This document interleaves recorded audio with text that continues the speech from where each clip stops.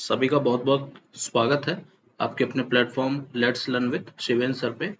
आज अपना डे 4 है जिसमें हम सीटेट पेपर 2 मैथ्स पोर्शन के पीवाईक्यूज को डिस्कस करेंगे, जिसमें हम टोटल 30 क्वेश्चंस डिस्कस करते हैं और उन 30 क्वेश्चंस में 10 क्वेश्चन हमारे पेडागोजी के होते हैं, मैथ्स पेडागोजी के, और 20 क्वेश्चन जो होते हैं वो आपके प्योर मैथ्स के होते हैं। Up to 8th 9th level जो आपकी मैथ्स पूछी जाती है उनके क्वेश्चंस आपको देखने को मिलेंगे 20। ठीक है, तो ये अपना लास्ट में यूट्यूब चैनल है let's learn with Shiven sir, आप इससे कनेक्ट रह सकते हैं ताकि वीडियोस आपको बराबर अप टू डेट मिलती रहें।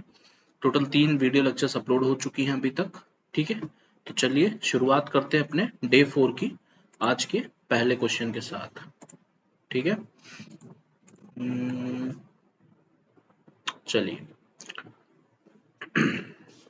पहला क्वेश्चन अपना है, एक मिनट।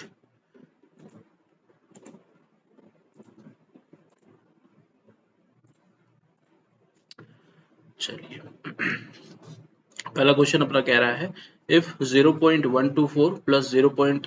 ये पूरी क्वांटिटी दी है प्लस माइनस में is equals to k plus 0.128 then what should be added in k में ऐसा क्या ऐड किया जाए सो दैट इट बिकम 1.2। तो क्लियरली यहाँ से k की वैल्यू में फाइंड आउट करनी है, तो 0.124 और उसके बाद आपको इसमें ऐड करना है 0.214 और इसमें क्या ऐड करना है 1.24 आप यहाँ पे 0 लगा सकते हैं और ये आपका सब्ट्रैक्ट होगा, इसको आप उस तरफ ले जाके ऐड करा सकते हैं।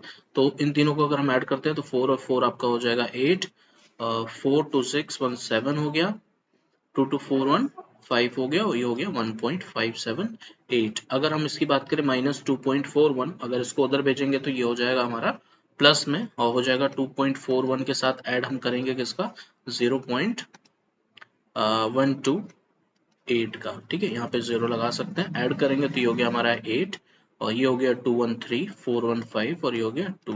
तो यहाँ से हमारे पास जो वैल्यू आ रही है वो होगी 1.578 इज इक्वल्स टू में k प्लस में 2.538। अब 2.538 में से अगर इसको सब्ट्रैक्ट करेंगे ये उधर जाएगा, जो वैल्यू आएगी वो k की माइनस में आएगी। ये बात तो सभी को क्लियर है, क्योंकि अगर ये पार्ट उधर जाता है तो 1.578 माइनस का 2.538 होगा और माइनस 2 पॉइंट समथिंग के आगे होगा, इसलिए माइनस लगेगा अगर इसको हम सब्ट्रैक्ट करते हैं। तो 1.578 ये बेसिक रूल है आपका, तो इसका ध्यान रखिएगा। माइनस करेंगे 8 में 8 0, 13 में 7 आपका 6 हो जाएगा और 14 में 5 हो जाएगा 9 5 14 और 1 में 1 0 हो गया, मतलब ये हो गया 0 पॉइंट और आंसर जो आएगा आपका k का यहाँ पर वो माइनस में आएगा। k इज इक्वल्स टू आपके पास आएगा माइनस का 0.960। ठीक है, 0 पॉइंट यहाँ पर लगेगा, इस बात का ध्यान रखिएगा। तो ये आपकी k की वैल्यू हो गई। अब k में ऐसा क्या ऐड करें, हम, तो हम उस क्वांटिटी को लेते हैं अपनी तरफ से x कि हमको क्या मिल जाए 1.2 मिल जाए। अब x इज इक्वल्स टू यहाँ से मिल जाएगा 1.2 और ये माइनस में इधर आकर के प्लस हो जाएगा 0.960। अब 0.960 में 1.200 इसको ऐड करेंगे तो ये हमारे पास आ गया 0 6 9 2 11 और 1 1 2 हो जाएगा 2.160 आपके पास आंसर आएगा। तो 2.16 आप इसमें इसका करेक्ट आंसर कह सकते हैं क्लियरली। ठीक है, नेक्स्ट आते हैं अगले क्वेश्चन पे। कैलकुलेशन है, थोड़ा स्पीड आपको मेंटेन करके रखना पड़ेगा कि आप 1 मिनट में ये क्वेश्चन लगा सके। ठीक है, अभी नेक्स्ट आते हैं क्वेश्चन नंबर 2 पे। अभी ये बताने के चक्कर में थोड़ा सा टाइम टेकिंग हो जाता है, लेकिन ये है कि वहां पर आपको किसी को बताना समझाना नहीं है, जितना जल्दी हो सके बस आपको क्या करना है सॉल्व करना है। नेक्स्ट क्वेश्चन हमारा कह रहा है 190512 इज इक्वल्स टू में सारी क्वांटिटी है where A B C are prime number से इसको हमें प्राइम फैक्टराइज करना है, जो वैल्यू दी है और इस फॉर्म में समथिंग बनेगा ये, वहां से हमें ए बी सी निकालना और इसकी वैल्यू बतानी है। तो यहाँ साइड में कर लेते हैं इसको। ठीक है, 190512 इसका अगर हम प्राइम फैक्टराइजेशन करते हैं तो 2 9 18 हो गया, 1 बचेगा और 2 5 10, 2 2 4 और 2 1 बचेगा, 2 5 10, 1 बचेगा, 2 6 12, वापस से 2 से डिवाइड करेंगे तो ये हो गया 2 4 जा 8 और एक हो गया 2 7 जा 14, एक हो गया 2 6 जा 12, 2 2 जा 4, 2 8 जा 16। फिर से 2 से डिवाइड करेंगे तो 2 2 जा 4 हो गया, 2 3 जा 6 हो गया और 2 8 जा 16 हो गया, 2 1 जा 2, 2 4 जा 8। फिर से अगर इसको हम 2 से डिवाइड करते हैं तो ये हो गया हमारा 2 1 जा 2, फिर से यहाँ पे अगर 2 1 जा 2, 2 9 जा 18 और 0 2 7 जा 14। फिर अभी ये 7 9 11 12 12 और 7 आपका हो जाएगा 19। 2 1 जा 2, 2 9 जा 18 और 2 7 जा 14, तो 11 11 और 7 आपका 3 से डिविजिबल है, आप इसको 3 से डिवाइड करिए, ये हो गया हमारा 3 3 जा 9 और 2 बचेगा, 3 9 जा 27, 2 बचेगा, 3 6 जा 18, 2 बचेगा, 3 9 जा 27, 3 6 3 9, वापस से आप इसे 3 से डिवाइड कर सकते हैं, 3 1 जा 3, 3 3 जा 9, 3 2 जा 6, 3 3 जा 9 और यहाँ पे हम 3 4 और 4 2 6 3 9, फिर से 3 से डिवाइड करेंगे, डिवाइड होगा ये, नीचे आ जाते हैं और ये हो गया हमारा 3 4 जा 12 और एक बचेगा, 3 4 जा 12, 3 1 जा 3, 4 4 8 एक और 9 भी 3 से डिवाइड हो रहा है, ये हो गया 3 1 जा 3, एक हो गया 14, 3 4 जा 12, 2 हो गया, 3 7 जा 21, 7 और 1 8 4 12 भी 3 से डिवाइड हो रहा है ये, तो ये हो गया हमारा 3 4 जा 12, 2 बचेगा, 3 9 जा 27। अब नीचे आ गया 49, तो हम इसको 7 7 जा 49 और 7 1 जा 7 लिखेंगे, तो यहाँ पर हमारा ये जो पूरी क्वांटिटी है ये हमारी आ जाएगी 2 की पावर 3 और ये 4 है टोटल, 2 की पावर 4 इंटू 3 की पावर में हमारे पास आ जाएगा 1 2 3 4 5, 3 की पावर 5 और इंटू में 7 की पावर 2, तो यहाँ पर a की पावर 4 है, मतलब a की वैल्यू यहाँ से हम कंपेयर करेंगे तो 2 मिलेगी, b की वैल्यू b की पावर 5 है तो b की वैल्यू अगर कंपेयर करेंगे तो 3 मिलेगा और c की पावर 2 है तो c की वैल्यू हमारे पास 7 आएगी। क्लियर है, तो यहाँ से 12a plus 3b minus 5c की वैल्यू अगर हमें निकालना हुआ तो यहाँ पे 12a का मतलब हो गया 12 2 जा 24, 24 प्लस में 3b, 3b का मतलब हो गया 3 3 जा 9 माइनस का 5c, 7 5 जा 35 और यहाँ पे आपका आ जाएगा 24 6 3 9 33 माइनस का 35 -2 आपका आएगा, तो ऑप्शन नंबर 4 इसका करेक्ट आंसर हुआ। क्लियर है, नेक्स्ट आते क्वेश्चन नंबर 3 पे। क्वेश्चन नंबर 3 क्या कह रहा है अपना, इफ 4 की पावर -1, ये पूरी क्वांटिटी डिवाइड में ये दिया है आपका 2/3 की पावर -1 इज इक्वल्स टू 1/2 की power 2x -1, then what is the value of x square plus x -2, मतलब हमें x की वैल्यू पहले निकालनी पड़ेगी, फिर हम यहाँ पे रख करके इसको सॉल्व कर सकते हैं।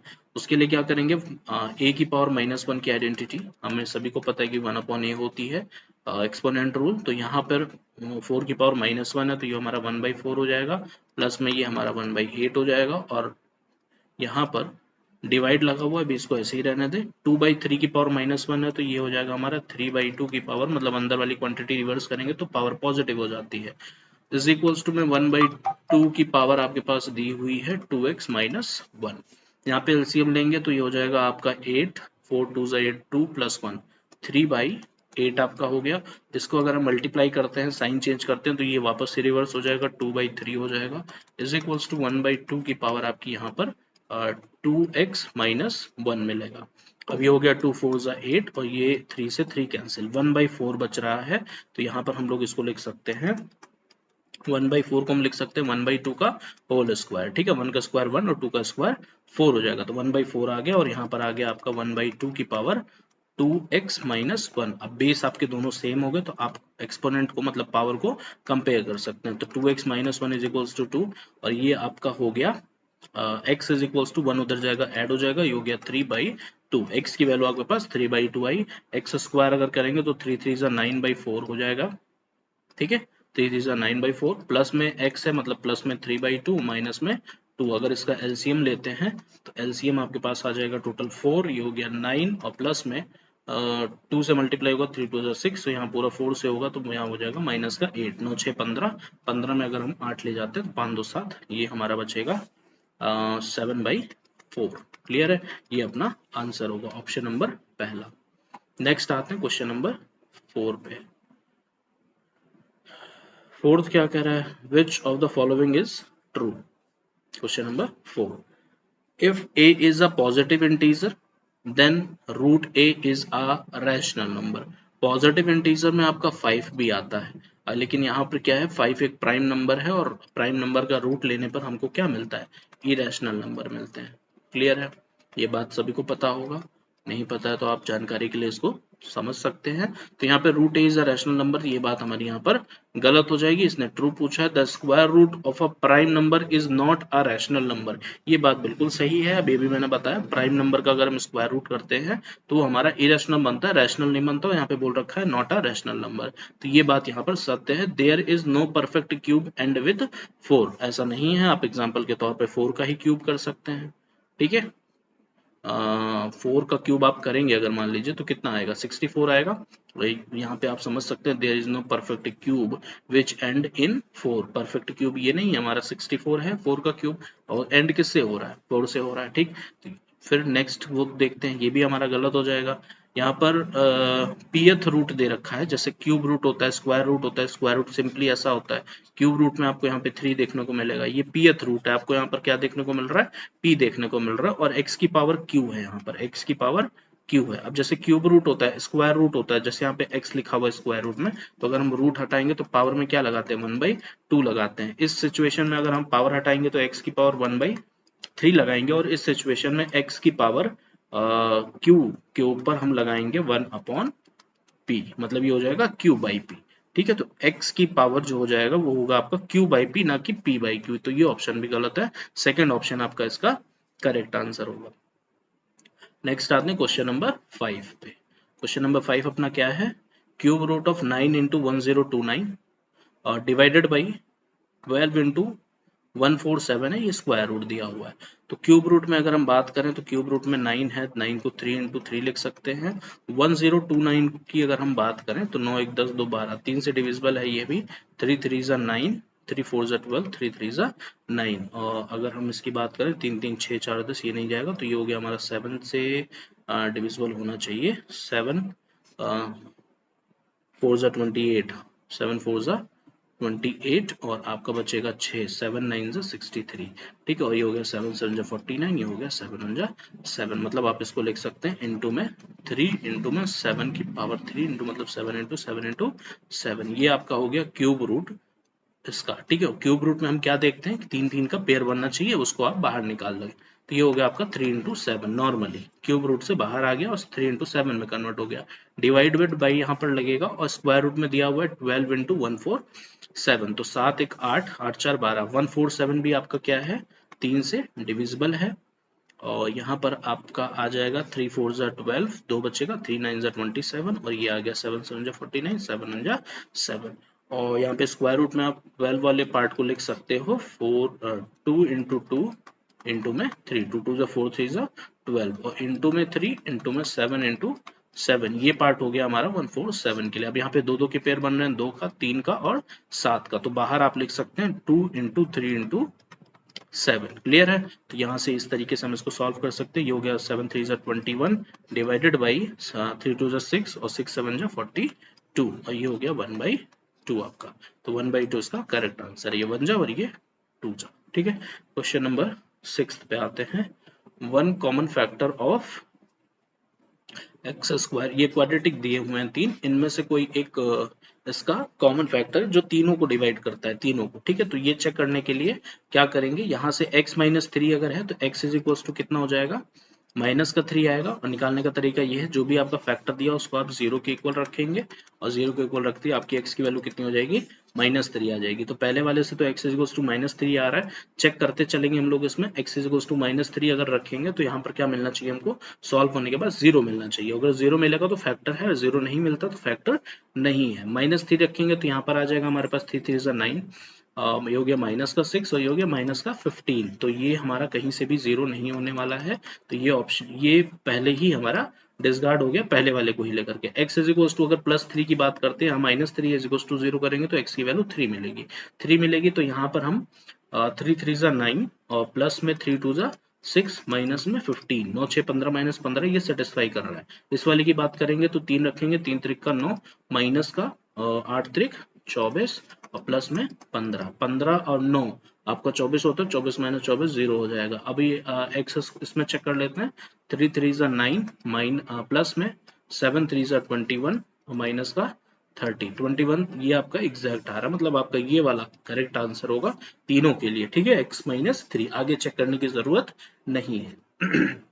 नेक्स्ट आते हैं क्वेश्चन नंबर 7 पे।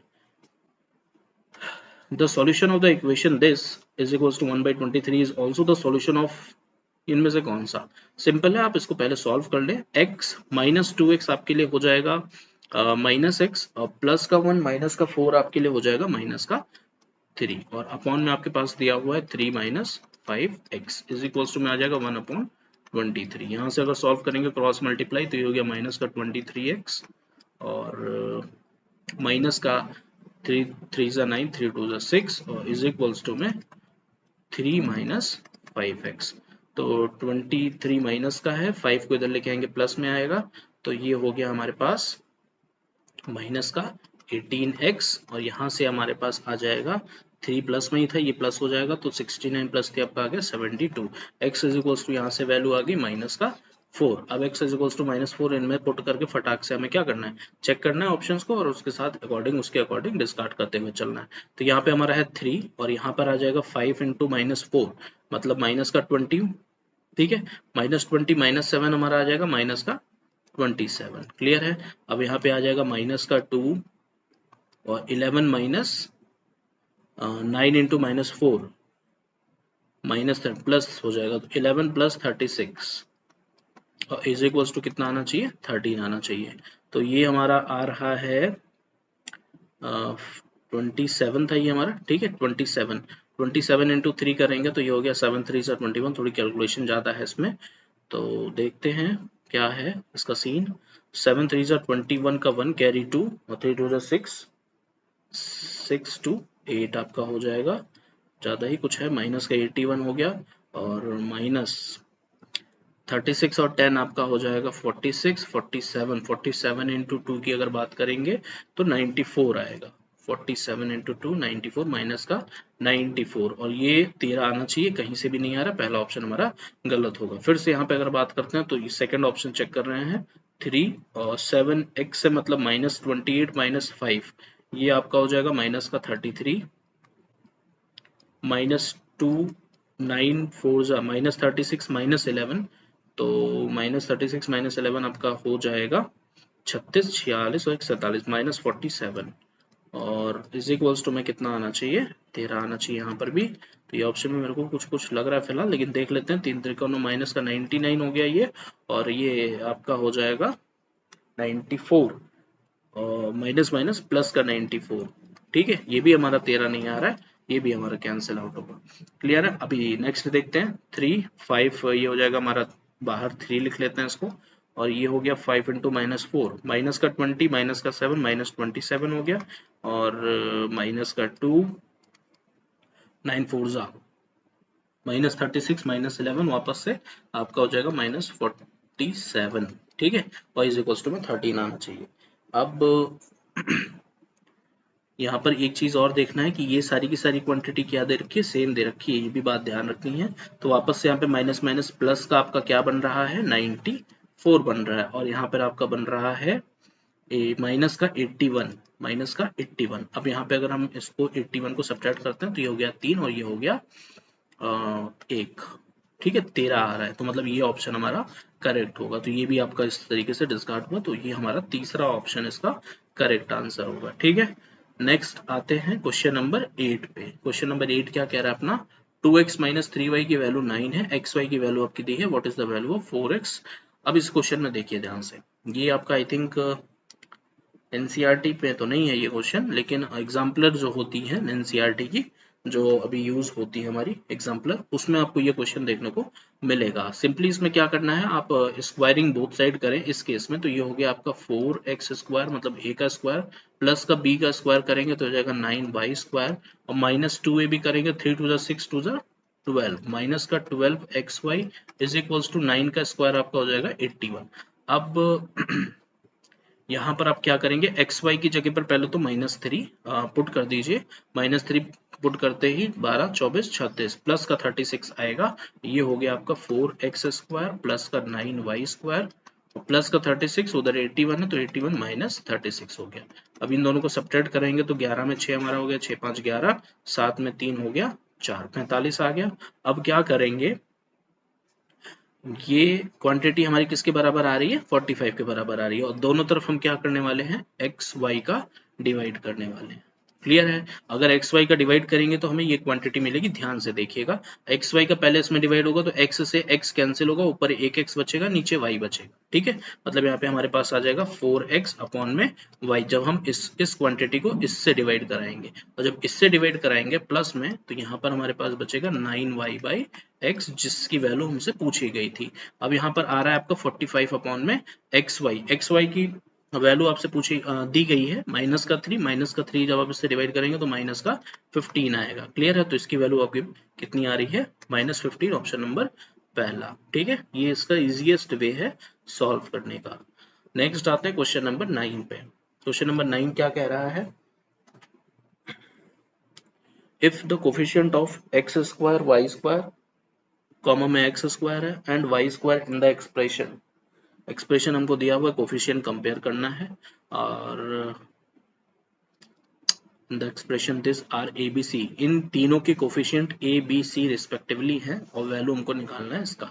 सॉल्व तो इनको करना पड़ेगा, ये जो पूरा का पूरा यहाँ से लेकर के यहाँ तक है। ठीक है, सॉल्व करते हैं। ये हो जाएगा हमारा 3 3 9 x² y² और प्लस का हो जाएगा 3 2 6 x² माइनस का x² minus minus plus 2x² y² और प्लस में 2x² y² हो जाएगा, और यहाँ पर हो जाएगा प्लस माइनस माइनस 2y²। अब इनका कोफिशिएंट पहले सॉल्व कर लेते हैं। 9x² y² है, ये 2 है, 4 हो जाएगा, और 9 4 हो जाएगा हमारे पास 13x² y²। ये हो गया। अब 6 - 1 आपका यहाँ पर हो गया प्लस का 5x², बच रहा है सिर्फ ये, तो ये हो गया माइनस का 2y²। अब यहाँ पर इन्होंने बोला x² y² का कोफिशिएंट a है, और a की वैल्यू हमारी यहाँ से कितनी आ जाएगी, फिर 13 आ जाएगी, और x² का कोफिशिएंट b है, x² का कोफिशिएंट b है तो b की वैल्यू यहाँ से 5 आ गई, और y² का कोफिशिएंट c है तो c की वैल्यू यहाँ से -2 हमको मिलेगी। ठीक है, अब हमें सॉल्व करना है a - 2b, a मतलब हो गया 13 माइनस का 2 टाइम्स 5 और प्लस का c मतलब प्लस माइनस -2, और ये हो गया हमारा 13 - 10 -2, 13 - 10 3 - 2 आपका आ जाएगा 1, ऑप्शन नंबर 3 इसका करेक्ट आंसर होगा। क्लियर है। नेक्स्ट चलिए नेक्स्ट आते हैं क्वेश्चन नंबर 10 पे।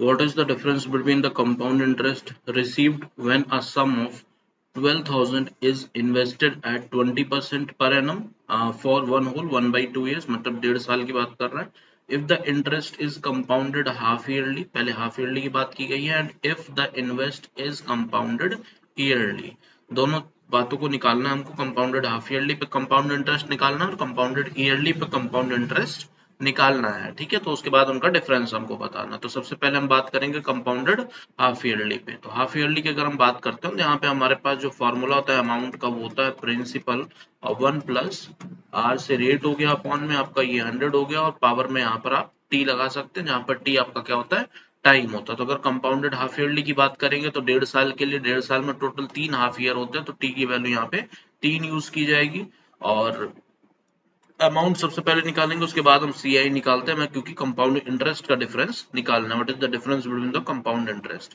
तो यहाँ पर P आपका हो जाएगा 12,000, और ये हो जाएगा 1 प्लस में रेट आपका दिया हुआ है 20% पर एनम, और यहाँ पर क्या लिया जा रहा है, हाफ ईयरली लिया जा रहा है, तो यहाँ पर आपका रेट भी हाफ होगा, और ये हो जाएगा 10 अपॉन में 100 टू द पावर 3। क्लियर है। अब यहाँ से अगर हम सॉल्व करेंगे तो ये हो जाएगा हमारा 12,000, और इनटू में अंदर में इसका एलसीएम लेंगे तो ये नीचे 100 आ जाएगा, ऊपर 100 प्लस 10 मतलब ये हो गया 110, और अपॉन में 100। ठीक है, और यहाँ पर वापस से पावर 3 है तो ये 3 बार लिखा जाएगा, 110 अपॉन 100 और इनटू में 110 अपॉन 100। क्लियर है, तो यहाँ पे पहले तो ये 3 जीरो आपके यहाँ से कैंसिल हो जाएंगे इन 3 जीरो से, फिर ये ऊपर के जो 3 जीरो आप देख रहे हैं, ये 3 जीरो आपके 1 2 और 3, इन 3 जीरो से कैंसिल होंगे। क्लियर है। अब यहाँ पे 11 का क्यूब आपको दिख रहा है और इनटू में 12 दिख रहा है, तो यहाँ पे अगर हम बात करें तो 11 का क्यूब हमारा होता है 1331 और इनटू में कितना हो जाएगा 12 हो जाएगा, और यहाँ से सॉल्व करेंगे तो 12 1 जा 12, कैरी 1, 12 3 जा 36, 137, कैरी 3 होगा, 12 3 जा 36 और 3 आपका 39 हो गया, कैरी 3 हो गया, 12 1 जा 12 और 3 15 हो गया, मतलब 15,972 रुपए आपका अमाउंट आ रहा है।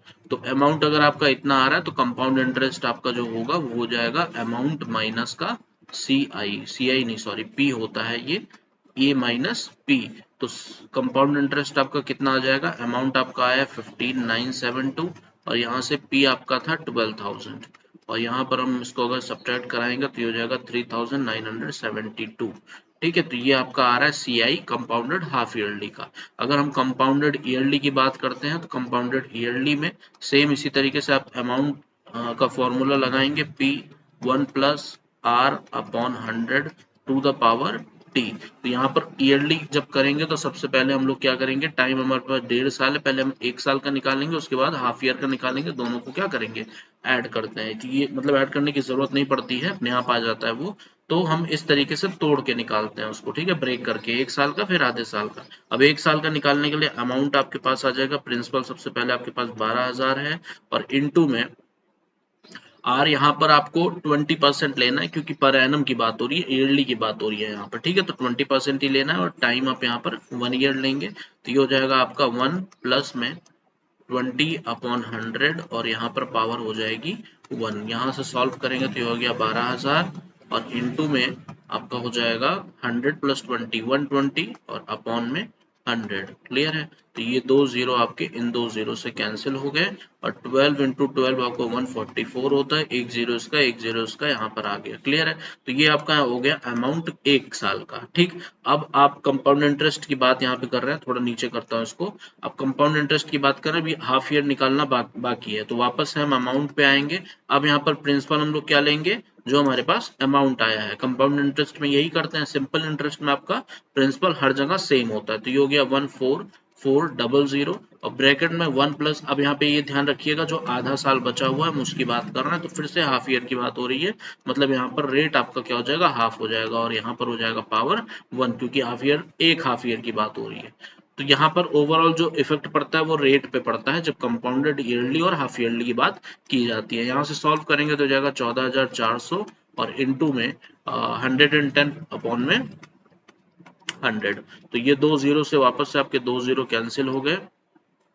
11 और इनका मल्टीप्लाई अगर कराते हैं तो ये हो जाएगा हमारा 11 4 जा 44, कैरी 4 और 11 4 जा 44 और 48 हो जाएगा, कैरी वापस से 4, 11 जा 11 और 4 15 और एक जीरो यहाँ पर है तो एक जीरो हो गया। तो ये आपका अमाउंट ओवरऑल आ रहा है 1.5 साल का 15,840 रुपए। अगर हम सीआई की बात करें तो यहाँ से वापस से अमाउंट माइनस प्रिंसिपल करेंगे, अमाउंट आपका आया है 15,840 और माइनस में प्रिंसिपल करेंगे तो वो है आपका 12,000 रुपए। अब यहाँ से माइनस करेंगे तो जाएगा 3,840। अब दोनों का डिफरेंस निकालना है, मतलब पॉजिटिव डिफरेंस की बात हो रही होगी।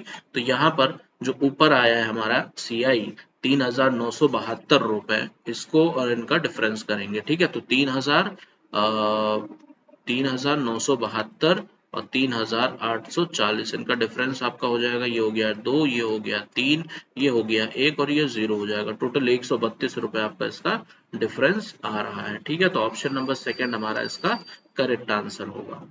क्लियर है। चलिए नेक्स्ट आते हैं क्वेश्चन नंबर 11 पे। In which of the following cases is the construction of quadrilateral ABCD not possible? Not possible की बात की गई है। AB यहाँ पर दे रखा है 5.5, BC है angle A, angle B, angle C। अच्छा, यहाँ पे 3 एंगल्स दिए हुए हैं, तीनों में, चारों केसेस में दिए हुए हैं टोटल 3 एंगल्स। तो हम एंगल्स अगर हमारे पास तीनों दिए हुए हैं तो हमें डायग्राम बना करके एक एक को चेक करने की जरूरत बिल्कुल भी नहीं होगी। ये चीज आप क्लियरली ध्यान रखिएगा कभी भी अगर आपके सामने ऐसा ऑप्शन आता है तो। ठीक है, और कैसे चेक करेंगे इसको मैं सिंपली आपको बता दे रहा हूं। देखिए क्या करना है, यहाँ पर 60 जो भी एंगल्स दिए हुए हैं उनको ऐड करते हैं। 105 105 आपका हो जाएगा 210 में 60 अगर हम करते हैं ऐड करते हैं तो ये हो जाएगा 270, और 270 हमारा अगर 360 में से माइनस होता है तो कितना आ जाएगा, ये हो गया 0 और ये हो गया 16, तो 639 और ये हमारे पास 90 डिग्री आ रहा है। ठीक है, तो 90 डिग्री ऑप्शन में करेक्ट हम लोग कह सकते हैं। एक मिनट,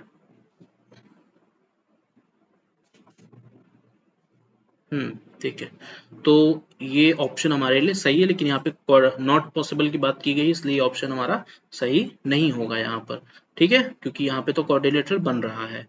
अगर सेम उसी तरीके से यहाँ पे 100 डिग्री 110 डिग्री, तो ये आपका वापस से 210 डिग्री हो गया। 210 डिग्री में अगर 75 डिग्री को ऐड करते हैं तो ये हो जाएगा 285 डिग्री। ठीक है, 285, और 360 में से वापस से इसको हम माइनस करेंगे तो यहाँ पर एक एग्जैक्ट वैल्यू हमको मिलने वाली है, जो कि हमारे लिए एक क्वाड्रिलेटरल को बनाना पॉसिबल करेगा। तीसरे में आते हैं, 360 से बियॉन्ड नहीं जाना चाहिए, जो भी 360 से बियॉन्ड चला गया वहां पर हमारा आ जाएगा नॉट पॉसिबल वाला केस, और 360 से अगर पहले है तो वहां पर हमारा क्वाड्रिलेटरल बनेगा। तीसरा हमारे पास आता है तो 140 में अगर हम ऐड करते हैं 80, तो ये आपका आ गया 6 2 8 मतलब 220, 220 में 145 अगर आप ऐड करते हैं तो 220, और ये हो गया 145, ये हो गया 5 4 2 6 2 1 3, यहाँ पे ध्यान से देखें तो ये हो रहा 365, और होता कितना ओवरऑल चारों एंगल्स का सम। कोई भी क्वाड्रिलेटरल अगर हम ड्रॉ करते हैं तो उसमें जो चारों एंगल्स का सम होता है वो होता है 360 डिग्री, तो ये एक्सीड नहीं करना चाहिए था, तो ऑप्शन नंबर 3 हमारा इसका करेक्ट होगा। क्लियर है। क्वेश्चन नंबर 12 पे आते हैं, ये अपना क्वेश्चन नंबर 12 है। क्या कह रहे हैं, इन ट्रायंगल एबीसी, बीसी आपका दिया, एसी दिया, एंगल बी आपका 90 डिग्री दिया हुआ है एबीसी में। ठीक है, बना लेते हैं diagram. A B C, angle B पे 90 है, B C is equal to आपको 4 सेंटीमीटर है, A C is equal to आपको 5 है, और एंगल डी ई एफ में डी आपका 90 है। एक मिनट, डी ई एफ आप इस तरीके से बना सकते हैं, एंगल डी 90 है, और एफ ई जो है वो आपका 5 है, और ई डी जो है वो आपका 4 दिया हुआ है। Which of the following is correct? Triangle ABC is congruent to DEF. ABC की बात करेंगे तो ये परपेंडिकुलर और 4 लेंथ वाली साइड के पास आया है, ऐसे ही हमें कंपेयर करना होता है। और डीईएफ की बात करेंगे तो डीई पहले 4 कर लिया, इस वजह से ये ऑप्शन नहीं आएगा। ध्यान से देखिएगा, एबीसी आने का तरीका है पहले जिसकी लेंथ आपको नहीं दी है वो साइड, और उसके बाद 4 जिसकी लेंथ है वो साइड, और यहाँ पर डी ई एफ अगर शुरुआत करेंगे तो डी पहले फिर ई, मतलब 4 को पहले ले रहे हैं फिर 5 को ले रहे हैं, इसका यहाँ पे इंक्लूड ही नहीं किया गया, इसलिए ऑप्शन डायरेक्टली गलत होगा। बी ए सी की बात करेंगे तो पहले जिसकी लेंथ नहीं दी है वो फिर 5 सेंटीमीटर पे आ रहा है। डी एफ ई सेम उसी तरीके से आपका आ रहा है, ध्यान से देखिएगा। बी ए सी 90 से होते हुए जिसकी साइड हमारे पास नहीं दी है लेंथ, और किस पे आ रहा है 5 पे आ रहा है, यही है ना बी ए सी। और डी एफ ई क्या हो गया, डी 90 से शुरू हो रहा है, इसकी लाइन लेंथ नहीं दी है, एफ पे आया फिर ई, ये ऑप्शन हमारा यहाँ पर करेक्ट होगा। बाकी भी दो मैं चेक करा दे रहा हूँ। ए सी बी की बात करेंगे तो ए सी आपका 5 होते हुए 4 पे आ रहा है, तो डी एफ ई भी आपका 5 से 4 पे आना चाहिए, लेकिन यहाँ पर डी एफ ई आपका 5 से 4 नहीं आ रहा है, तो ये ऑप्शन भी गलत है। सी बी ए की बात करेंगे तो सी बी ए हमारा 4 से होते हुए जिसकी लेंथ नहीं दी है वहां पर गया, और एफ ई डी भी हमारा जाएगा 5 से होते हुए 4 पे आ रहा है, मतलब ये ऑप्शन भी हमारा यहाँ पर गलत होगा। सिमिलर ट्रायंगल के सारे कॉन्सेप्ट्स हैं, उसके नियम हैं जो हमें पढ़ाए जाते हैं। नेक्स्ट आते हैं क्वेश्चन नंबर 13 पे। The sum of all interior angles of a regular polygon is 1080, what is the measure of its each exterior angle. Sum of all interior angle of a regular polygon, polygon की अगर इसके फॉर्मूले की बात करें, sum of all interior angle of a regular polygon, तो ये हमारा होता है n-2 इंटू में 180 डिग्री। क्लियर है, और ये कितना दिया हुआ है 1080 दिया हुआ है, मतलब ये हम यहाँ पर लिखेंगे n-2 इंटू में 180 डिग्री और इज इक्वल्स टू में 1080।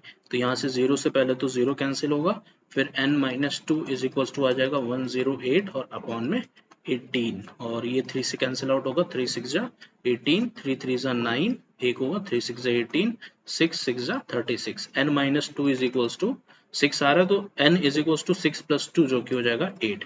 साइड कितनी होगी टोटल? 8 होगी, मतलब ऑक्टागन की यहाँ पे बात हो रही थी। What is the measure of each of its each exterior angle. कोई भी पॉलीगन हो, कितने भी साइड का पॉलीगन हो, लेकिन उनके एक्सटीरियर एंगल्स का सम कितना होता है? हमेशा 360 डिग्री होता है हर एक पॉलीगन के लिए। लेकिन रेगुलर पॉलीगन की बात होनी चाहिए, ये बात ध्यान रखनी है। तो रेगुलर की बात यहाँ पे की जा रही है। तो यहाँ पर टोटल साइड आई है 8 और 360 से अगर हम डिवाइड करते हैं तो यहाँ पर आ जाएगा 8 4 जा 32 और 8 5 जा 40, 45 डिग्री आपका ईच एक्सटीरियर एंगल होगा। क्लियर है? जो बात मैंने बोली है आप उसको रिवाइज पीछे रिवाइंड करके देख सकते हैं और सुन सकते हैं ध्यान से, अगर आपने ध्यान नहीं दिया है तो। चलिए नेक्स्ट आते हैं क्वेश्चन नंबर 14 पे। क्लियर है? क्या कह रहा है ये अपना? The sum of the number of faces, edges and vertices of a right prism having each of the base of a polygon of 8 sides is. देखिए इसके लिए जैसे अगर हम यहाँ पर 8 साइड का नहीं 3 साइड का बोले होते तो वो मेरे लिए थोड़ा सा बना करके दिखाना आसान होता है यहाँ पर, क्योंकि अभी थोड़ी सी यहाँ पे जो है डायग्राम जो बनेगा वो आपका बनेगा 3D और हो जाएगा थोड़ा कॉम्प्लिकेटेड। ये जो मैंने राइट प्रिज्म बनाया है हैविंग 3 साइड्स का बनाया, तो 8 साइड की जो बात यहाँ पर हो रही है मैं उसको डायग्राम के थ्रू दिखाऊंगा और वहां पर हम लोग काउंट करेंगे उसके फेस, एज और वर्टिसेस को। ठीक है? उसके बाद हम लोग यहाँ पर उनके सम की बात करेंगे, उनका सम कितना आएगा। ठीक है? तो आइए देखते हैं ये अपना क्या है। राइट प्रिज्म है हैविंग 8 साइड्स। ठीक है? ये आपका हो गया राइट प्रिज्म, वो भी कौन सा? ऑक्टागन।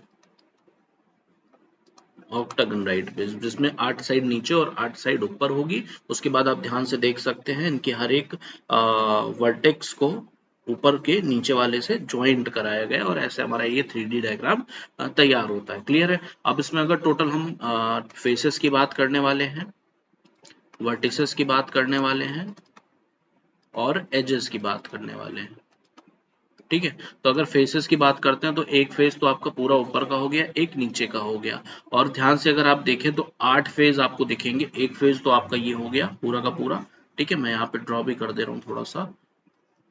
ये आपका हो गया पूरा। ठीक है? एक फेज ये हो गया, दूसरा फेज इसके बगल वाला हो गया। ऐसे अगर काउंट करेंगे तो हर एक लाइन पे, हर एक एज पे आपको एक फेज देखने को मिलेगा। तो टोटल 8 एज हैं यहाँ पर ऊपर की तरफ, उसके 8 फेजेस है। तो 8 और ऊपर और नीचे मिला करके 2, टोटल हो गए 10।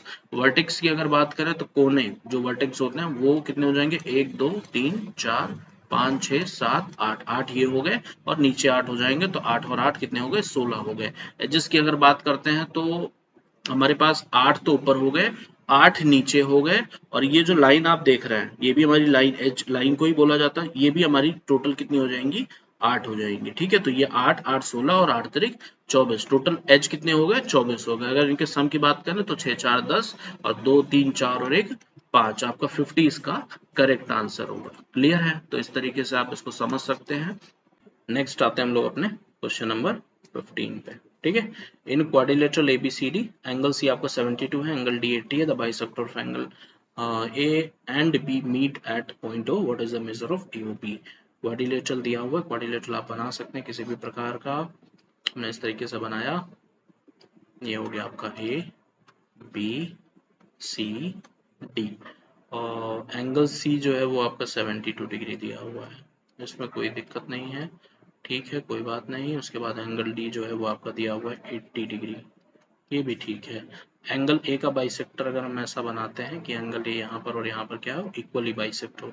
एंगल बी का बाइसेक्टर बनाते हैं तो ये दोनों मिल रहे हैं आकर के ओ पे, एंगल ओ हमको फाइंड आउट करना है और यहाँ पर ये वाला एंगल हमारे इस वाले एंगल के इक्वल है। ठीक है? मतलब बाइसेक्टर है तो इक्वल ही होगा।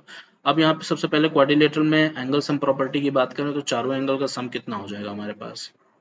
Angle A plus angle B plus में एंगल सी और प्लस में एंगल डी, ये तो ओवरऑल हो गया हमारा 360 डिग्री। अब यहाँ पर दो एंगल हमारे पास दिए हुए हैं, ठीक है, तो 8 7 15 और ये हो गया 152 डिग्री सी और डी। तो angle A plus angle B कितना हो जाएगा हमारे पास, ये हो गया 360 माइनस 152 डिग्री। तो एंगल बी आ कितना आ रहा है इन दोनों का सम, वो हो जाएगा हमारा 10 में 2 8, 5 में 5 0, 3 में 1 2, 208 डिग्री आ रहा है। अब हम आएंगे in triangle A O B और इसमें एंगल सम प्रॉपर्टी लगाएंगे, तो हमारे पास ये एंगल का सम, ये एंगल का सम और ये वाले एंगल का सम 180 डिग्री आएगा, ठीक है। और अगर हम इस वाले एंगल की बात करें, ये वाला पार्ट सिर्फ, तो ये हमारा half of angle A by 2 है, पूरे एंगल का हाफ है, ठीक है। फिर यहाँ पर प्लस में एंगल ओ है, फिर प्लस में एंगल आपका यहाँ पर बी बाई 2 होगा, और इन तीनों का सम आप यहाँ पे लिख सकते हैं 180 डिग्री। अब एंगल ओ तो हमें फाइंड आउट करना है, angle A angle be in तीनों का एलसीएम ले लेते हैं। एलसीएम लेंगे, नीचे 2 आएगा, यहाँ पे हो जाएगा angle A plus 2 times angle O और प्लस में यहाँ पर आ जाएगा एंगल बी, और यहाँ पे आ गया आपका 180 डिग्री। 2 का उधर मल्टीप्लाई करा दीजिए, मल्टीप्लाई कराएंगे तो ये हो जाएगा angle A plus angle B और प्लस में 2 times angle O is equals to 180 का 2 से कराएंगे तो हो जाएगा 360 डिग्री। अब ए और बी की वैल्यू हमारे पास 208 डिग्री दी है, उधर जाएगा तो माइनस होगा, मतलब 2 टाइम्स एंगल ओ हमारे पास आ गया 360 माइनस में 208, माइनस करेंगे तो वापस से हमारे पास कितना मिलेगा 152 डिग्री मिलेगा, ठीक है। तो ये हो गया 2 टाइम्स एंगल ओ, और एंगल ओ की वैल्यू कितनी हो जाएगी, यहाँ से 2 हटेगा, डिवाइड में आएगा, डिवाइड करेंगे तो 2 7 जा 14, 2 6 जा 12, 76 डिग्री आपका इसका करेक्ट आंसर होगा, ठीक है। इस तरीके से हम इसका angle A plus angle B का यूज करेंगे क्वेश्चन नंबर 15 में, ठीक है। नेक्स्ट आते हैं question number 16। The area of a circle is 616 centimeter square and its circumference is equal to the perimeter of rectangle whose sides are in the ratio 5:6। उनकी side का ratio अगर 5:6 है तो उनकी जो साइड होगी वो हमारी हो जाएगी 5x और 6x। यहाँ पे 6x हमारा बड़ा होगा तो लेंथ हमारी हो जाएगी 6x और ब्रेथ हमारा हो जाएगा यहाँ पे 5x। एरिया सर्कल की बात करें तो ये होता है पाई आर स्क्वायर, जिसकी वैल्यू हमारे पास दी हुई है 616। सर्कमफेरेंस उसका किसके बराबर है, रेक्टेंगल के पेरीमीटर के बराबर है। उससे पहले हम यहाँ से निकाल लेते हैं आर की वैल्यू, तो ये हो गया हमारा 22/7 इंटू में R square is equal to में 616। अब यहाँ से अगर हम कैंसिल आउट करें तो 11 2 जा 22 और ये हो जाएगा 11 5 जा 55 और बचेगा आपके पास 6, 11 6 जा 66 और 2 से फिर से डिवाइड होगा तो ये हो जाएगा 2 2 जा 4 और 2 8 जा 16। R square is equals to आपके पास आ गया 28 इंटू 7, तो यहाँ से डिवाइड में था, 7 वहाँ मल्टीप्लाई में जाएगा, तो ये हो गया हमारा 8 7 जा 56 कैरी 5, 7 2 जा 14, 14 और 5 196, ठीक है। तो 196 आपका किसका स्क्वायर है, 14 का, क्लियर है। तो r की वैल्यू हमारे पास 14 आ गई। अब यहाँ पे बात कर रहा है कि उसका जो सर्कमफेरेंस है वो इक्वल है पेरीमीटर ऑफ रेक्टेंगल के, तो सर्कमफेरेंस की बात करेंगे तो 2 पाई r किसके बराबर है, पेरीमीटर के, मतलब 2 times l plus b, rectangle के पेरीमीटर के बराबर था, ठीक है। और यहाँ पर लेंथ और ब्रेथ हमने देख रखा है 6x और 5x, तो यहाँ पे रखेंगे और यहाँ पर r की वैल्यू पुट करेंगे तो ये हो जाएगा हमारा 2 इंटू 22/7 इंटू में r की जगह 14 हो जाएगा और यहाँ पर हो जाएगा 2 टाइम्स l प्लस b करेंगे तो 6 5 11 x आएगा, ठीक है। ये हो गया हमारा 7 2 जा 14, 2 से 2 कैंसिल हो जाएगा और ये हो गया 44 डिवाइडेड बाई 11, तो यहाँ से हमारे पास x की वैल्यू जो आएगी वो आ जाएगी 44/11 और यहाँ से आ जाएगी 11 4 जा 44। x की जो वैल्यू आ रही है वो कितनी आ रही है, 4 आ रही है। तो हमसे पूछा गया what is the area of rectangle in centimetre square, तो अगर x की वैल्यू हमारे पास 4 आ रही है तो l आ जाएगा 6 4 जा 24 और ब्रेथ जो है वो हो जाएगा 5 4 जा 20। एरिया की बात करें तो लेंथ इंटू ब्रेथ होता है, तो 24 इंटू में 20, 24 2 जा हो गया 48 और ये 0 मतलब 480 सेंटीमीटर स्क्वायर इसका एरिया होगा, क्लियर है। क्वेश्चन नंबर 16 हमारा डन हुआ। अगला क्वेश्चन अपना है question number 17। The curved surface area of a right circular cylinder of base radius 3 cm is इतना दिया हुआ, कर्व सरफेस एरिया आपका दिया राइट सर्कुलर सिलेंडर का, वॉल्यूम हमसे पूछा गया है। तो कर्व सरफेस एरिया की अगर हम बात करते हैं तो 2 पाई आर एच होता है, और जो कि कितना दिया 94.2 दिया, और एक चीज यहाँ पर पाई को आपको यूज करना है 3.14। तो ये हो गया आपका 2 इंटू में 3.14 इंटू में आर आपका दिया हुआ है 3 और एच आपके पास नहीं है, तो ये हो जाएगा 94.2।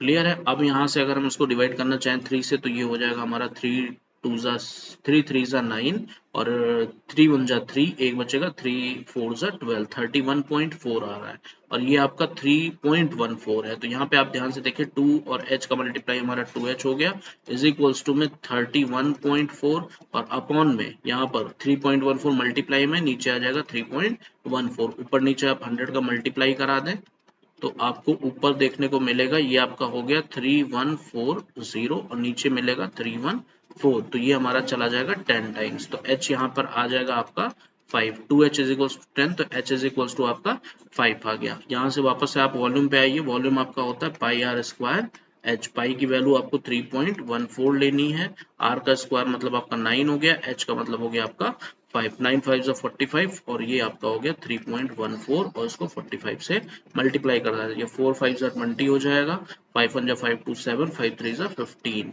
वापस से आपका हो जाएगा 4 4 जा 16, 4 1 जा 4 1 5, 4 3 जा 12, ये हो गया 0 7 6 13, 5 5 10 11, 2 3 और 1 4, और ये हो गया 1, 2 के बाद लगेगा डेसिमल, तो ये हो गया 141.30 आपका इसका करेक्ट आंसर, जो कि हमारा पहला ऑप्शन है। क्लियर है।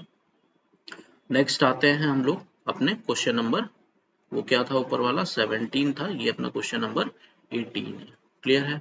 नेक्स्ट आते हैं, देखते हैं इसमें क्या कह रहा है, थोड़ा सा ऊपर करते हैं इसको, जगह मिल जाए, ठीक है। अभी देखिए क्वेश्चन क्या कह रहा है हमारा 18th, the area of 3 adjacent faces of cuboid are 120 centimetre square, 96 और ये 80, what is the volume of the cuboid. अगर सिंपली क्यूबॉइड की बात करते हैं तो आप इस तरीके से इसको समझ सकते हैं, ये हमारा बन के तैयार हो गया क्यूबॉइड। अगर इनके एडजेसेंट फेसेस की बात करें तो पहला फेस अगर हम यहाँ पर इसको लेते हैं, कलर थोड़ा सा चेंज कर लेता हूँ, अगर मैं पहला फेस इसको ले रहा हूँ, ये वाला आपका पार्ट, ठीक है, ये वाला इसका जो फेस है ये पहला हो गया, तो इसके जस्ट बगल वाले की बात करेंगे तो एक ये पड़ोसी हो जाएगा इसका, और एक आपका ये पड़ोसी हो जाएगा। क्लियर है। तो अगर हम लोग सबसे पहले इसकी बात करें, इसकी ऊपर वाले की, तो ये आपका लेंथ होता है, ये आपका ब्रेथ होता है और ये आपकी हाइट होती है। तो पहला जो फेस है वो एल और एच का है, दूसरा जो फेस है आपका वो बी और एच का है, और एक और जो फेस है वो आपका एल और बी का है नीचे वाला। ठीक है, तो ये आपके 3 फेसेस टोटल देखने को मिलेंगे। क्लियर है। अब यहां से इन 3 फेसेस का एडजेसेंट फेसेस का क्या दिया है, एरिया दिया हुआ, मतलब इनका मल्टीप्लीकेशन, वही एरिया मतलब एल इंटू बी तीनों का किया गया लेंथ ब्रेथ। अब वहां पर जो था वो हमने डिनोट किया है। अब ये बात ध्यान रखने वाली है कि जो सबसे लॉन्गेस्ट होती है वो हमारी ये वाली होती है। क्लियर है, एल बी जिसको हम कहते हैं। तो एल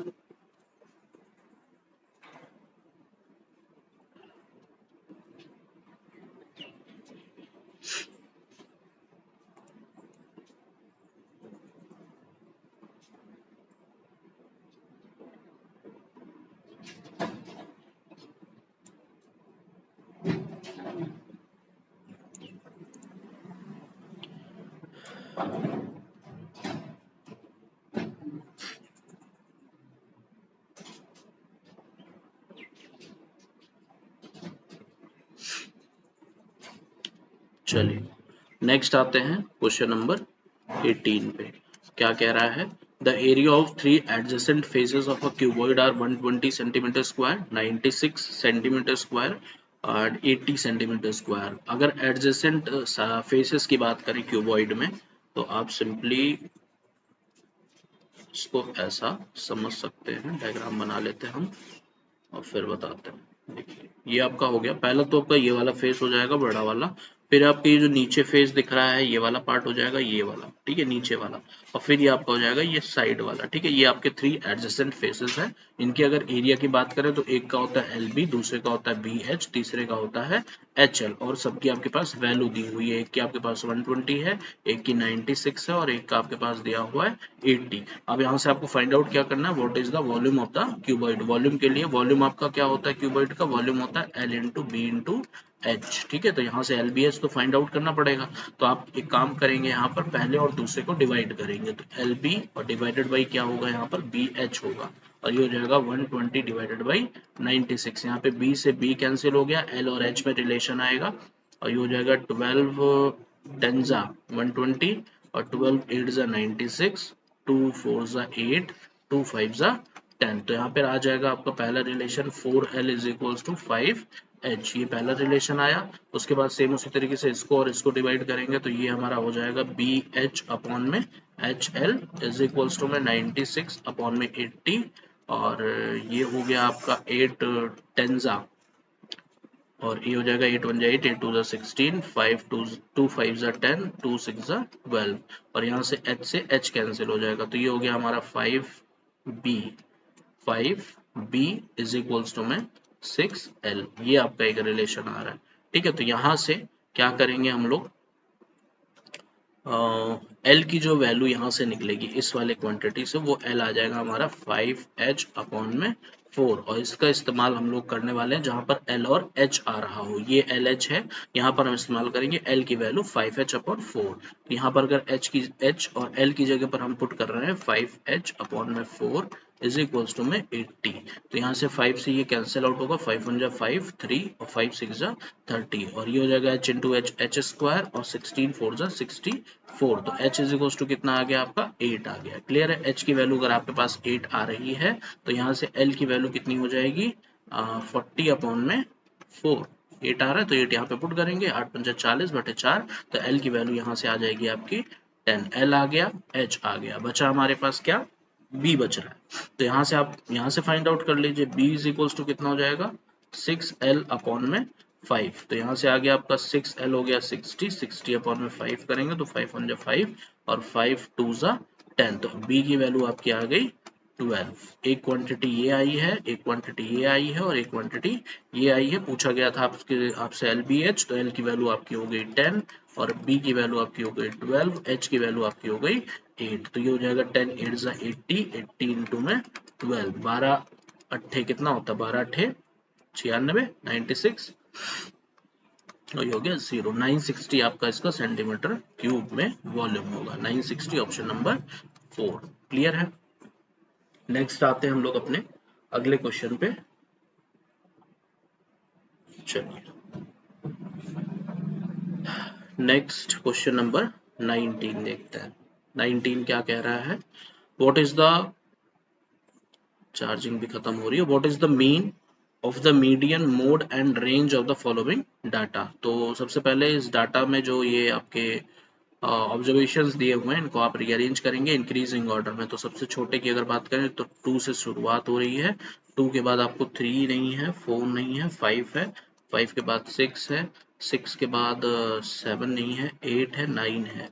तो 8 हो गया, 9 हो गया, 9 के बाद आपका 10 आ रहा है, 10 के बाद 11 नहीं, 11 के बाद 12 है, 12 13 नहीं है, 14 नहीं है, 13 है, 13 के बाद 15 है, 14 आपका नहीं है, 15 के बाद 16 नहीं है, 17 है, 2 टाइम्स 17, और 18 आपको देखने को नहीं मिल रहा है। 18 के बाद आई थिंक ओवरऑल लास्ट में 23 आएगा। तो 1 2 3 4 5 6 2 8 2 10 2 12, 2 2 4 2 6 2 8 2 10 2 12 ऑब्जर्वेशंस आपको काउंट करके इस तरीके से चेक करनी है। अब सबसे पहले हम बात करते हैं मोड की।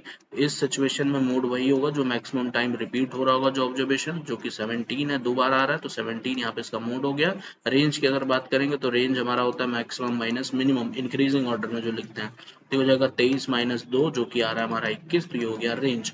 मीडियन की बात करेंगे तो मीडियन के बारे में मैंने और भी वीडियो लेक्चर में पहले वाले बता चुका हूँ कि कैसे इसका मीडियन फाइंड आउट किया जाता है। पूरा कॉन्सेप्ट बता के रखा है क्वेश्चन के साथ साथ, जब हमारा ऑब्जर्वेशन ऑड होगा, जब हमारा ऑब्जर्वेशन इवन होगा। तो यहाँ पर ऑब्जर्वेशन हमारा क्या है, इवन है। इवन है तो 2 मीडियन आएंगे, फिर उन दोनों का सम करके डिवाइड बाई 2 करेंगे, जो वैल्यू आएगी वो हमारा एग्जैक्ट मीडियन होगा।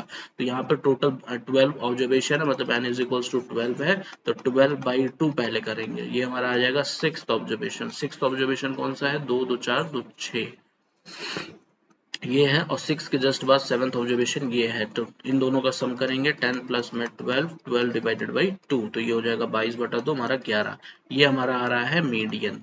ये कितना आ रहा है हमारा मीडियन। अब इन तीनों का, मीडियन का, रेंज का और मोड का, इन तीनों का हमें क्या निकालना है, मीन निकालना है। तो मीन के लिए हम क्या करेंगे, तीनों का सम डिवाइडेड बाई 3 हो जाएगा। मोड आ रहा है 17, प्लस में रेंज आ रहा है 21, और प्लस में ये आ रहा है हमारा 11, और डिवाइडेड बाई क्या कर देंगे, 3 कर देंगे। तो 1 2 और 7 2 9 हो जाएगा, और ये हो गया 3 और ये हो गया 4। एक मिनट, 2 1 3 और 4 और डिवाइडेड बाई 3, ठीक है, सही है। तो 40 जो मीन आपका आ रहा है वो आ रहा है 49/3। क्लियर है। यहाँ से ऑप्शन आप देख सकते हैं 49/3 आपको सेकंड ऑप्शन में देखने को मिलेगा। क्वेश्चन नंबर 19 हुआ। 20 पे आते हैं, क्वेश्चन नंबर 20। Numbers 16 to 55 है, are written on separate slip. One number on one slip kept in a bag and mixed well. One slip is chosen from the bag without looking into bag. What is the probability that the number on the chosen slip is a prime number between 19 and 53? 19 and 53 में जो भी prime number है उनकी probability हमसे पूछी गई है कि उनको चूज करने की प्रोबेबिलिटी क्या होगी, और बात की गई है तो जो टोटल स्लिप है उसमें आपको 16 से लेके 55 तक टोटल नंबर्स देखने को मिलेंगे। तो टोटल नंबर कितने देखने को मिलेंगे, वो चीज होती है 55 में आप 16 माइनस करके +1 कर दीजिए, टोटल आपको देखने को मिलेगा। तो 55 में 16 माइनस करेंगे तो 15 में 6 9 हो गया, और यहाँ पे आ गया 4 में 1 3 39, 39 प्लस 1 ओवरऑल आपको मिलेगा 40। तो ये अकाउंट करेंगे 16 से 55 तक 40 लोग आपको दिख रहे हैं, और ये देखना है 19 से लेकर के 53 के बीच में आपको कितने प्राइम मिल रहे हैं। तो 19 के बाद हम काउंटिंग शुरू करेंगे, तो 20 21 22 23 हमारा पहला प्राइम हुआ, 24 25 26 27 28 29 आपका दूसरा प्राइम हुआ। 29 के बाद आप यहाँ पर आएंगे, 29 के बाद 30 हो गया, 31 हो गया, 31 के बाद 32 33 34 35 36 37 आपका हो गया, 37 के बाद 38 39 40 40 भी आपका हो जाएगा, 41 हो गया, 41 के बाद आप आएंगे 43 पे, 43 44 45 46 47 47 आपका हो जाएगा, 48 49 50, और 50 के बाद आप आएंगे 51 17 से जाता है, 52 53। क्लियर है, सारे हो गए। अभी एग्जैक्ट 53 से पहले ही लेना था हमको, 19 के बाद लेना था। तो टोटल यहाँ पे कितने लोग मिल रहे हैं, 4 3 7 7 टोटल ऑब्जर्वेशन है यहाँ पे, और टोटल जो संख्या थी वो कितनी थी, 40 थी। तो जो प्रोबेबिलिटी आएगी वो हमारी आएगी 7/40। तो इस तरीके से हम क्वेश्चन नंबर 20 अपना कंप्लीट किए। चलिए, तो यहाँ से हम शुरुआत करते हैं अपना पेडागोजी पार्ट का। अगले 10 क्वेश्चन में हमको देखने को मिलेंगे वो हमारे मैथ पेडागोजी से होंगे। क्लियर है। तो पहला क्वेश्चन देखते हैं अपना क्या कह रहा है, which of the following is least appropriate for the assessment through rubrics. Rubrics के थ्रू कौन सा असेसमेंट करना कम से कम पॉसिबल होगा, लीस्ट अप्रोप्रिएट होगा, इसके बारे में हमें बताना है। फिलहाल अगर रूब्रिक्स की बात करें तो रूब्रिक्स के थ्रू आपके जो मेन काम होता है इसका वो इवेल्युएशन का होता है। ठीक है, इवेल्युएशन का काम यहाँ पे एग्जैक्टली सही तरीके से बच्चों का किया जाता है। पहला ऑप्शन है help to plan a lesson well, ठीक है। Help to grade the student comprehensively, ये भी बात ठीक है। Use to assess multiple choice question. Multiple choice question में क्या होता है, आपके 4 ऑप्शंस होते हैं, उन 4 ऑप्शन में एक ऑप्शन आपका करेक्ट होता है, जो चीज आपको बतानी होती है। तो ये बात यहाँ पर इसके लिए रूब्रिक्स का इस्तेमाल नहीं होता। तो यहाँ पे लिस्ट अप्रोप्रिएट है, तो हम इसके इस ऑप्शन के थ्रू जा सकते हैं। तो पहले क्वेश्चन का हमारा तीसरा ऑप्शन करेक्ट माना जाएगा। क्लियर है। तो इस तरीके से नेक्स्ट आते हैं क्वेश्चन नंबर 22 पे। Using geo board dot grid, geo board है, डॉट ग्रिड है, कटआउट्स है, टेनग्राम्स है, in mathematics classroom would help children in developing different concept related to shapes, algebra, measurement या डाटा हैंडलिंग। तो यहाँ पे शेप्स की बात होगी ओवरऑल इन सब चीजों को लेकर के, क्योंकि जियो बोर्ड की अगर बात करें तो जियो बोर्ड का जो डिजाइन होता है वो एक तरीके से square shape, rectangle shape box type का हो गया, उसमें आपके कीले या फिर लकड़ियां आपको देखने को मिलेंगी जो अंदर आधी अंदर होंगी और आधी बाहर होंगी इस तरीके से, ठीक है। फिर वो आधी ऊपर भी निकली हुई होगी, इस बात का ध्यान रखिएगा। फिर आपको एक रबड़ बैंड टाइप का दिया जाएगा, उस रबड़ के थ्रू आप क्या करेंगे, यहाँ पर इनको इस तरीके से फंसा के आपने स्क्वायर बना लिया। अगर आप यहाँ पे बनाना चाहेंगे तो इस तरीके से फंसा के आप ट्रायंगल बना लेंगे। ओवरऑल यहाँ पे बात की जाए तो 2D शेप्स की बात हो रही है, तो जियो बोर्ड का तो काम ही हो गया। डॉट ग्रिड की बात करें तो यहाँ पर भी आपको A4 साइज पेपर या फिर सिंपली रेक्टेंगल देखने को मिलेगा। बस अंतर इतना है कि यहाँ पर कीले ना हो करके आपको सिंपली डॉट देखने को मिलेंगे। अब इसमें क्या है, बच्चे को जैसे अगर उनको कह सकते हैं सिंपली अगर रेक्टेंगल बनवाना हुआ तो आप इस तरीके से कह सकते हैं कि आप नीचे 3 डॉट्स तक जाइए और एक डॉट लीजिए, ताकि यहाँ पर एक से अधिक डॉट हो और यहाँ पर लेंथ और ब्रेथ की कॉन्सेप्ट आए। तो यहाँ पर भी आप अगर देखें ध्यान से तो शेप की बात यहाँ पर भी हो रही है डॉट ग्रिड में। कट आउट की अगर बात करें तो कट आउट का मतलब हो गया जो भी शेप आपके कटे हुए हों। कटे हुए का मतलब जैसे अगर बचपन में ध्यान हो, हम लोग टॉफी खाया करते थे, उस टॉफी में स्टिकर्स निकलते थे, ठीक है। स्टिकर्स जो आते थे उसमें जो स्टिकर्स होते थे वो हमारे किसी ना किसी शेप के हुआ करते थे।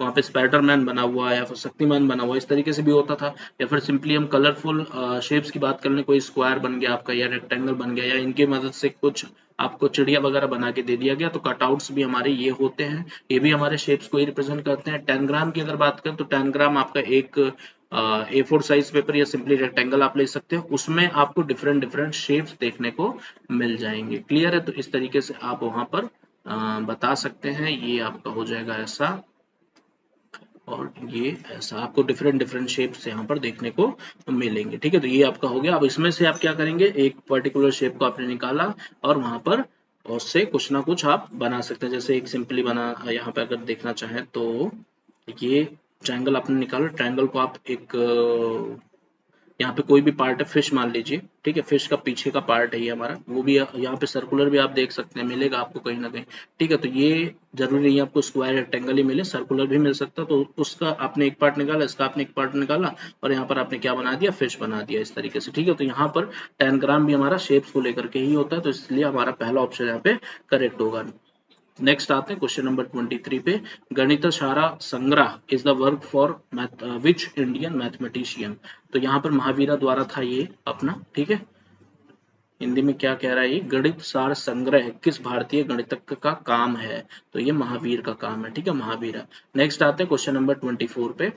Which of the following is least important feature of a mathematics textbook? Least important की बात कर रहा है, तो देखते हैं ऑप्शंस पढ़ते हैं। Colourful illustration related to the concept, concept को लेकर के वहां पर कलरफुल मतलब एक तरीके से अवधारणा से संबंधित रंग बिरंगे चित्र, ठीक है। जो भी कॉन्सेप्ट है उससे रिलेटेड रंग बिरंगे चित्र। जैसे आपको स्क्वायर रेक्टेंगल पढ़ाया जा रहा है, तो स्क्वायर रेक्टेंगल में आपको सिंपली एक डायग्राम बना के वहां ये रिप्रेजेंट करना होता है कि ये लेंथ है, ये ब्रेथ है, ठीक है, और ये आपका इसका एरिया हो सकता है। वहां पे रंग बिरंगा बना देंगे कि आपको एक पीला कलर का स्क्वायर दे रहे, तो ये कॉन्सेप्ट आपका मतलब जैसे उतना ज्यादा इंपॉर्टेंट नहीं कह सकते, थोड़ी देर के लिए इसको पेंडिंग में रखते हैं। सेकंड आते हैं हाईलाइटिंग द कॉन्सेप्ट एंड सब कॉन्सेप्ट। कॉन्सेप्ट जो होता है क्वाड्रिलेटरल हो गया, उसका सब कॉन्सेप्ट पैरेललोग्राम हो गया, आप इसको हाईलाइट कर सकते हैं, इतना आपका अलाउड होता है, चलाऊ रहता है। Association of mathematics mathematical concept with daily life, ये बात तो ठीक है। More practice question for mastery for, ये भी बात ठीक है। तो दोनों बातें ये तो करेक्ट है, ये बात हमारी चलाऊ है और ये बात लेकिन बिल्कुल भी चलाऊ नहीं है, तो इसलिए लीस्ट अप्रोप्रिएट की बात की गई, तो पहला ऑप्शन हमारा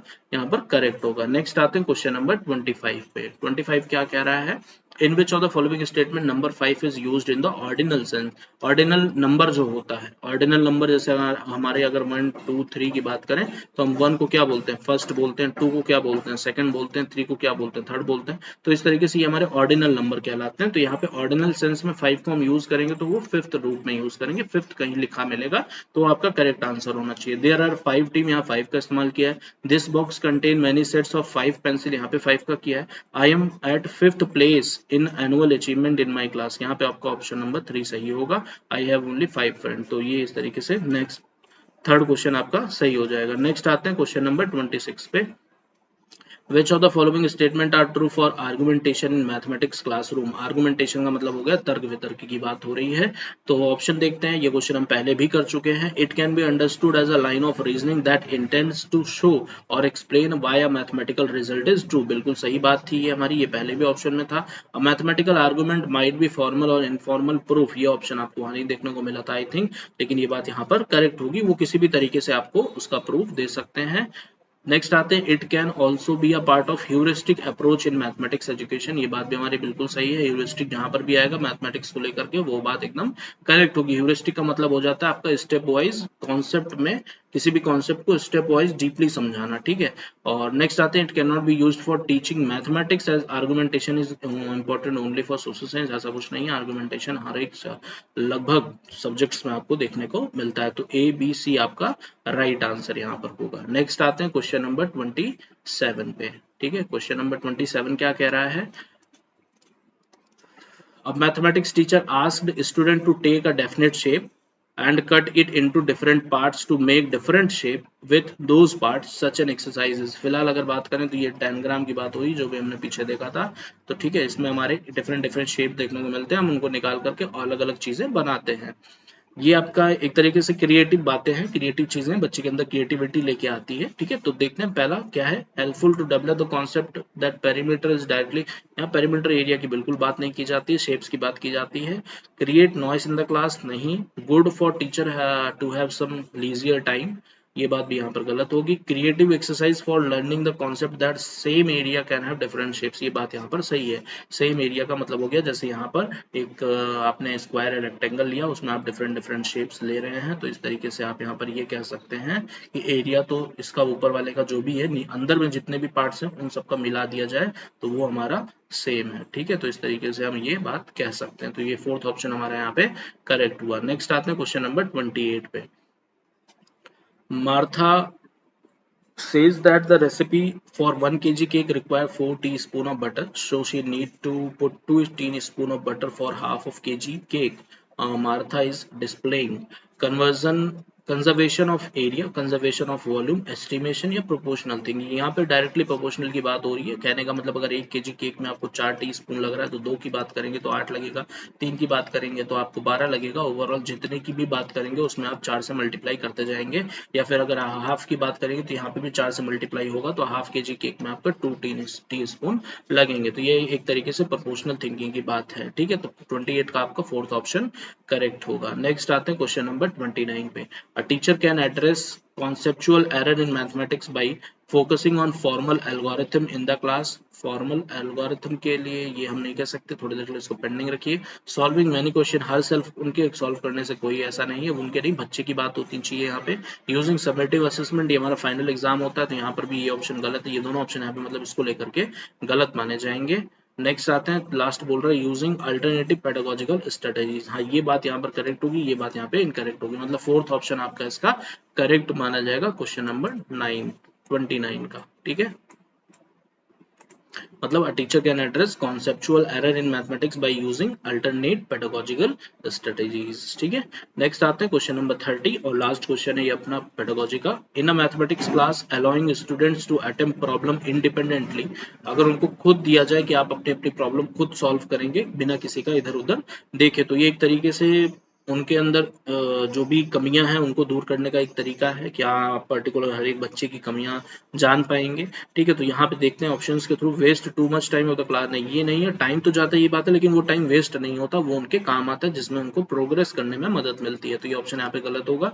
gives opportunity to teacher to perform other activity in the class, ये बात भी यहाँ पे गलत है। Should be a regular practice of the class, ये बात हम यहाँ पे करेक्ट कह सकते हैं। Give student a chance to relax, ये भी बात यहाँ पे ऑप्शन गलत होगा। थर्ड ऑप्शन हमारा इसका करेक्ट होगा। क्लियर है? तो इस तरीके से अपने ये 10 पेडागोजी के पार्ट कंप्लीट हुए। 20 क्वेश्चन हमने पहले ही कंप्लीट कर लिए थे, तो बहुत बहुत धन्यवाद सभी का, ठीक है। वीडियो लेक्चर को पूरा देखने के लिए, अगर वीडियो पसंद आई हो तो उसको लाइक, जितना ज़्यादा हो सके शेयर और सब्सक्राइब करें अगर अभी तक आपने चैनल को सब्सक्राइब नहीं किया है। बाकी हम लोग मिलते हैं कल, ठीक है, नेक्स्ट वीडियो लेक्चर के साथ अपना डे 5 को लेकर के, जिसमें हम लोग फिर से वापस से 30 क्वेश्चन डिस्कस करने वाले हैं, ठीक है। तब तक के लिए बहुत बहुत धन्यवाद।